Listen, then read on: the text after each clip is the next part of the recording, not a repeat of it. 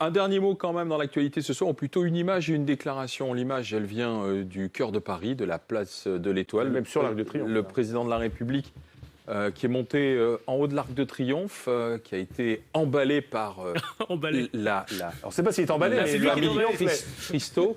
Quant au chef de l'État, il a évoqué justement l'Arc de Triomphe et il s'est souvenu de ce qui était arrivé il y a 2 ans maintenant avec les Gilets jaunes. Vous avez porté le projet ensuite, vous y avez cru, et vous l'avez porté pour un lieu, on s'en souvient tous, qui a tant souffert à la fin de l'année 2018. Et on a tous ces images de sauvagerie qui avaient ravagé ce lieu et qui nous avaient tous heurtés. Et non seulement vous avez réparé, mais vous avez porté ce projet pour qu'on réinvente l'Arc de Triomphe, qui est un lieu absolument unique et qui n'est pas qu'un lieu de culture, d'art, mais un lieu de mémoire, d'histoire et un lieu militaire. Et donc merci aux équipes CMN et merci au président d'avoir, sous l'autorité de Madame la Ministre, cru dans ce projet et de l'avoir porté.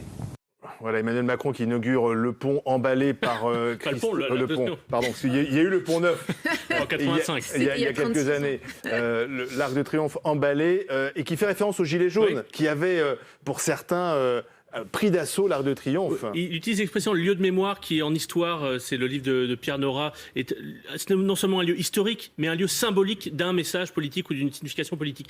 L'Arc de Triomphe restera un lieu de mémoire du quinquennat d'Emmanuel Macron, parce que c'est un endroit, d'une certaine manière, évidemment les Gilets jaunes, évidemment l'Arc de Triomphe saccagé, mais le désordre, la France en désordre, un symbole français, un lieu militaire en désordre, avec un lien, et même ceux qui ne soutenaient pas les Gilets jaunes diraient, mais finalement, ce président a aussi été un président du désordre, de la division, de la France fracturée. Et c'est intéressant qu'il choisisse d'évoquer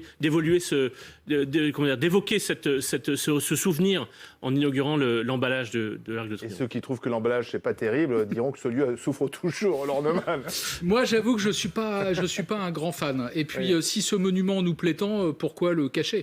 Oui. Voilà. Alors certains nous disent pouvoir le redécouvrir quand on va le déballer. Certains nous disent que finalement c'est en l'emballant qu'on le rend intéressant aux yeux du public. Je suis pas très convaincu, j'avoue.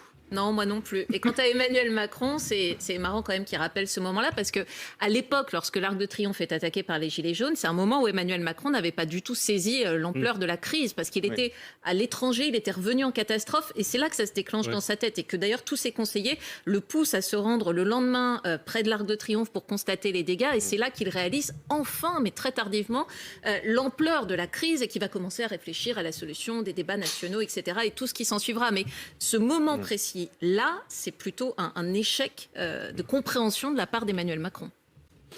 Merci, messieurs, dames.